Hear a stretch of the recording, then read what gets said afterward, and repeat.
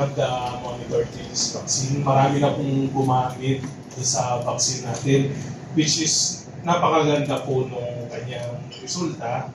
At yung mga gumagamit po, talagang umuulit-ulit sila na gamitin yung vaccine.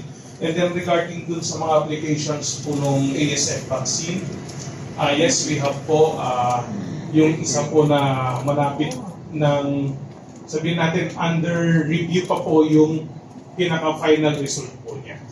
Because we need to review that po, kung pwede po, muna natin sabihin yung name ng vaccine or yung tatak or saan country siya nanggaling. Pero sunod-sunod po yan. Marami na po nire-review yung VITAC group namin, yung Technical Advisory Committee ng BAI for the vaccine po ng ASF. Sir Nakipit, sorry po, ilang doses na po yung administer sa government control?